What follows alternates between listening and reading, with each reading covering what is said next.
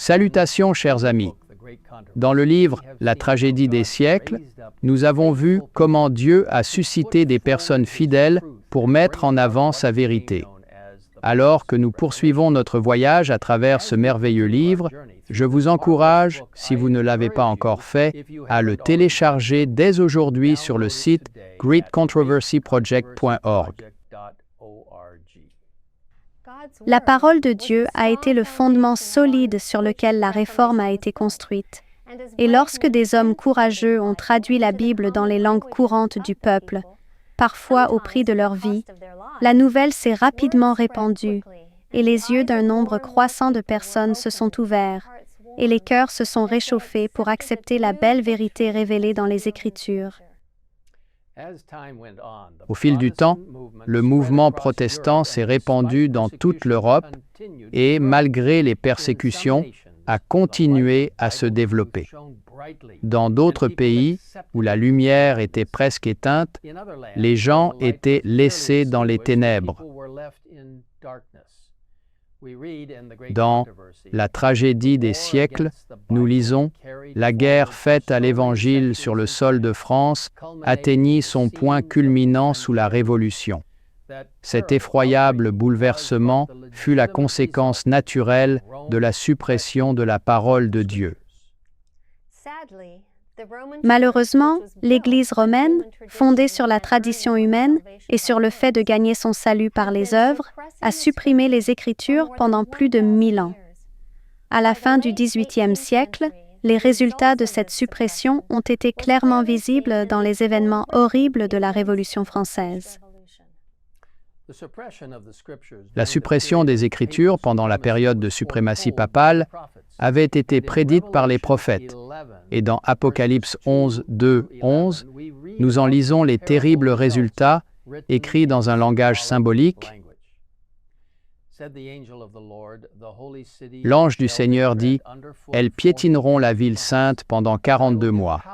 Je confierai à mes 2 témoins la mission de prophétiser, habillés de vêtements de deuil, pendant 1260 jours.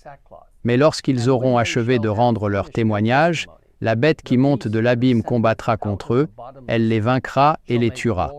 Leurs cadavres resteront exposés sur la place de la grande ville qui s'appelle symboliquement Sodome et Égypte. C'est la ville où leur Seigneur a été crucifié. Tous les habitants de la terre seront dans la joie à cause de leur mort, ils s'en réjouiront et échangeront des cadeaux, car ces 2 prophètes leur auront causé bien des tourments. Mais au bout de ces 3 jours et demi, un esprit de vie venu de Dieu entra en eux, et ils se dressèrent sur leurs pieds.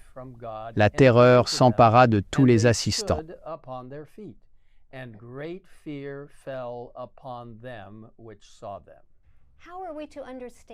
Comment devons-nous comprendre cet important passage de la Bible? Et pourquoi est-il important de le comprendre? Tout d'abord, Dieu nous a donné des prophéties bibliques pour nous assurer qu'il connaît l'avenir et que nous pouvons faire confiance à sa parole. Nous pouvons être assurés que ce qu'il dit arrivera effectivement. Les prophéties bibliques se sont avérées vraies au fil des siècles. Non seulement elles nous avertissent des choses à venir, mais elles nous donnent de l'espoir pour l'avenir, ainsi que la certitude que Dieu sera à nos côtés pour faire face à cet avenir. Comment comprendre cette prophétie du livre de l'Apocalypse? En l'analysant petit à petit et en reconnaissant qu'elle est écrite dans un langage symbolique.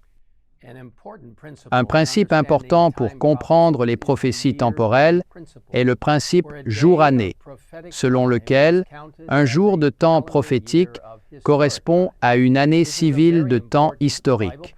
Il s'agit d'un principe biblique très important, et bien que nous n'ayons pas le temps d'approfondir cette étude, je vous encourage à visiter le site indiqué ci-dessus pour en savoir plus. Les périodes de temps mentionnées dans Apocalypse 11, 2, 11, 42 mois et 1260 jours sont les mêmes.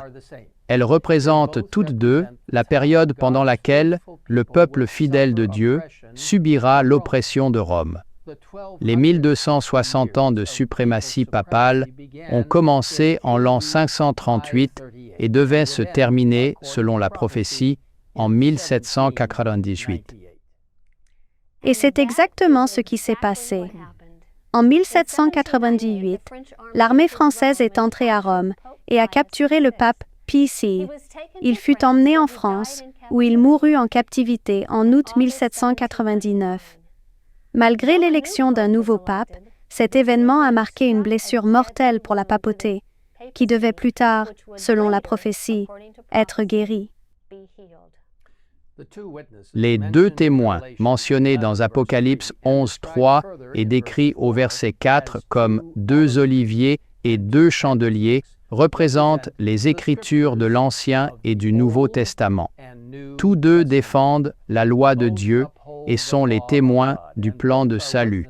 Au verset 3, ils sont décrits comme habillés de vêtements de deuil pendant les 1260 ans de suprématie papale, lorsque l'Église a cherché à supprimer leur témoignage. Des milliers de personnes qui suivaient la vérité biblique ont été chassées, trahies, torturées et martyrisées à cause de leur foi. Cependant, même pendant les périodes les plus sombres, Dieu a eu des gens qui ont continué à être fidèles en partageant sa parole. Le livre de l'Apocalypse nous donne des avertissements contre ceux qui cherchent à changer ou à piétiner la parole de Dieu. Au chapitre 11, verset 5, nous lisons que le feu sort de la bouche des deux témoins de Dieu, c'est-à-dire l'Ancien Testament et le Nouveau Testament, et au chapitre 22, versets 18 et 19, nous lisons que quiconque essaie d'ajouter ou de retrancher quelque chose à ce qui est écrit subira les fléaux et sera ôté du livre de la vie.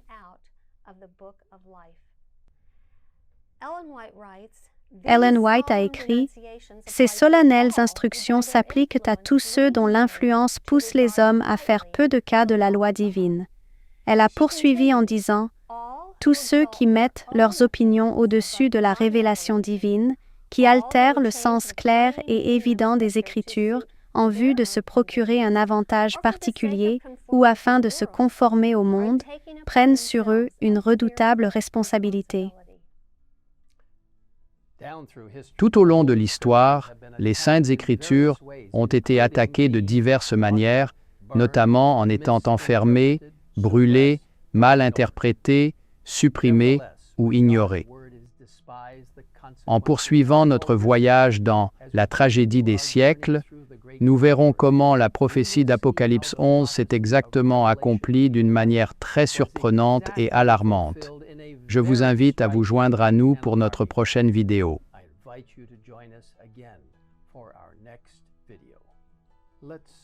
Et maintenant, prions ensemble. Père Céleste, nous venons à toi pour te demander de nous aider à comprendre pleinement les prophéties bibliques et à réaliser que tu as prédit exactement ce qui allait se passer et que tu as un plan en tête pour le triomphe final de la vérité biblique et de ton précieux message des trois anges. Nous te remercions pour tout ce que tu as fait à travers ceux qui ont défendu fermement la Bible à travers les siècles. Aide-nous à faire de même aujourd'hui. Nous te le demandons au nom de Jésus. Amen.